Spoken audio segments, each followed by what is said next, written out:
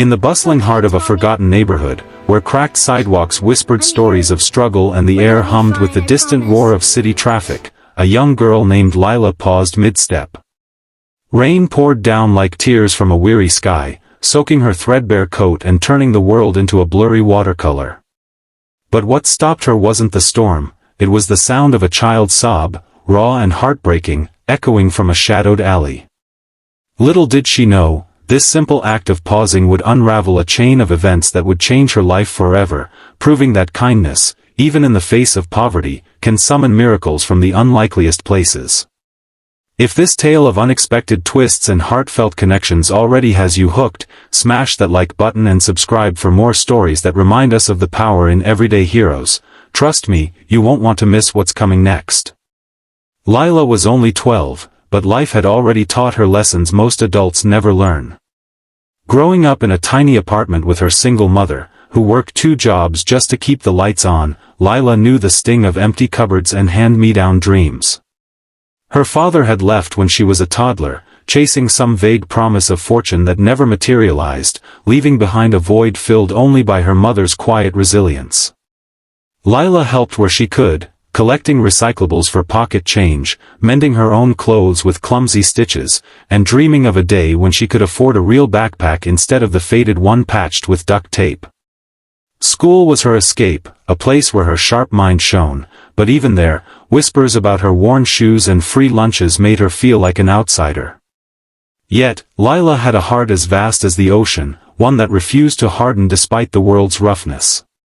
That rainy afternoon, as she hurried home from school with a soggy notebook clutched under her arm, the cry pulled her in like a magnet. Peering into the alley, she saw him.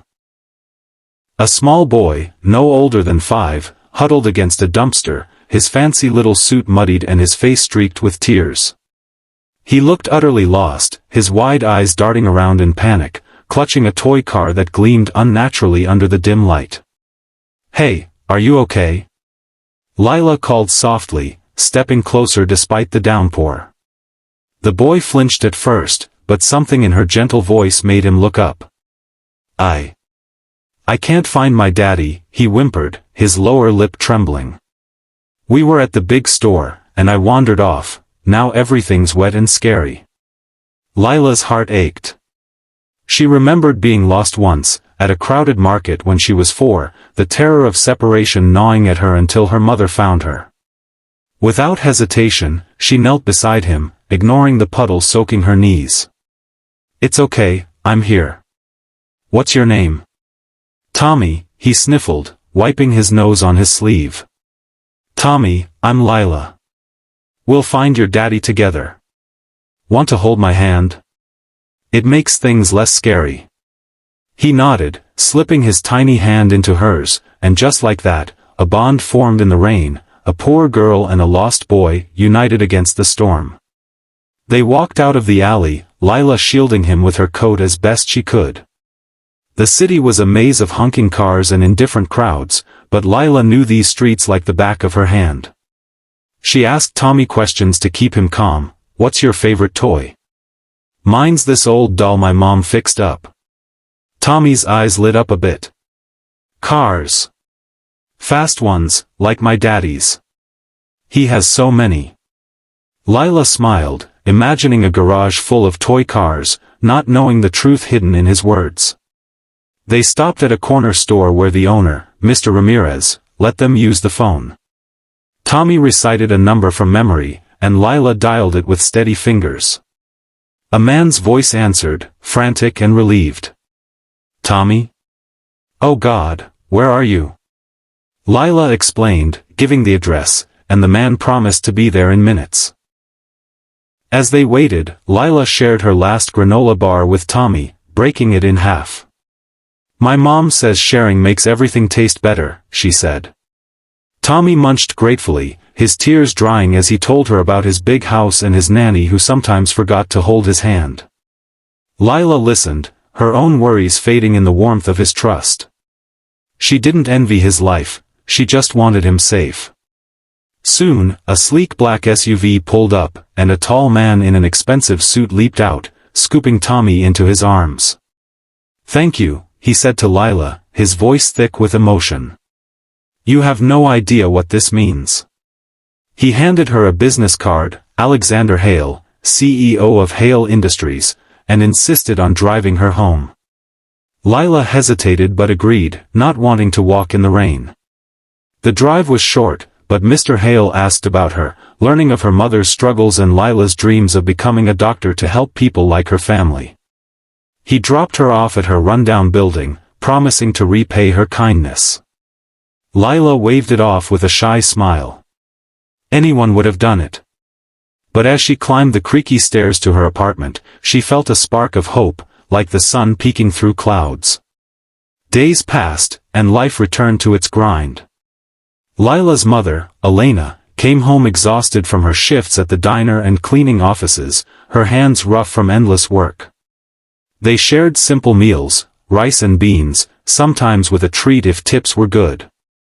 Lila helped with homework for neighborhood kids to earn a few dollars, but money was always tight. Bills piled up, and Elena worried about the upcoming rent increase. "We'll manage, Mija," she'd say, but her eyes betrayed the fear. Lila dreamed of easing her burden, but at 12, her options were limited. She replayed the alley encounter in her mind, wondering about Tommy and his father, but dismissed it as a fleeting moment. Then, one crisp morning, the neighborhood awoke to an extraordinary sight. The rumble started distant, like thunder on a clear day, growing louder until it shook the windows. Lila peered out, her jaw dropping.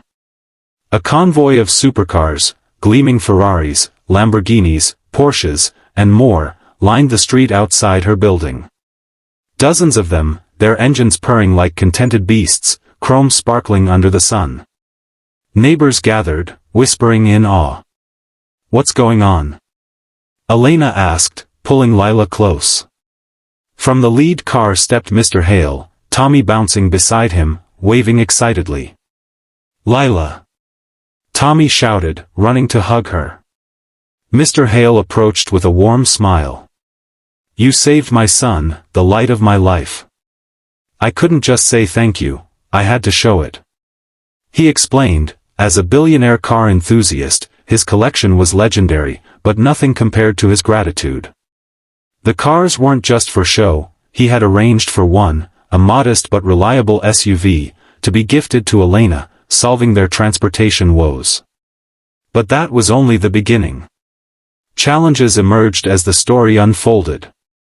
The sudden attention brought jealousy from some neighbors, who spread rumors that Lila had tricked the rich man.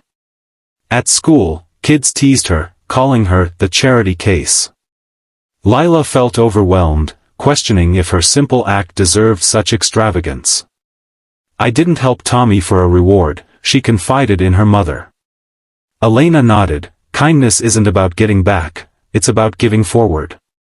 But sometimes, the universe gives back anyway. Mr. Hale, sensing her unease, visited privately. He shared his own backstory. Orphaned young, he built his empire from nothing, but wealth had isolated him until Tommy's birth. "You reminded me of the boy I was, lost and alone. Your empathy is rare, Lila. Let me help you nurture it." Resolutions came with emotional depth. Mr. Hale set up a scholarship fund for Lila's education, ensuring she could pursue her medical dreams without debt. He mentored her, teaching business basics while learning humility from her grounded perspective. For Elena, he offered a better job at his company, not as charity, but recognizing her hard work after a fair interview. The supercars? They were part of a charity event he organized in Lila's honor, auctioning rides to raise funds for local families in need. Lila joined, speaking at the event. "One kind act can start a chain. Let's all be that start." The neighborhood transformed, jealousy turned to inspiration, with community drives following suit. Tommy and Lila became unlikely friends, playing in parks where wealth didn't matter. Through playdates, Lila saw the loneliness in Tommy's gilded world, and he experienced the joy of simple things like homemade cookies. Their bond deepened, teaching both that true riches lie in connections. Mr. Hale, moved by Lila's influence, reevaluated his life, prioritizing family over boardrooms. As months turned to years, Lila grew into a confident young woman, her challenges forging resilience. She faced setbacks, a tough exam, a family health scare, but each resolution reinforced her belief in perseverance. Graduating high school with honors, she entered college on her scholarship, majoring in pediatrics. Elena thrived in her new role, finally able to breathe without constant worry. The Supercars event became an annual tradition, raising millions for the underprivileged, with Lila as its ambassador. In the end, as Lila stood at her college orientation, reflecting on that rainy day, she realized the profound message: kindness is a ripple that can become a wave, touching lives far beyond our sight.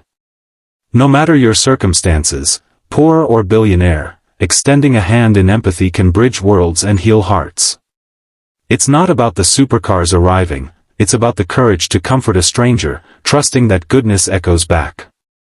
If this story touched you, reminding you that heroes walk among us in everyday guises, hit that like button to spread the inspiration, and subscribe for more tales of triumph over trials.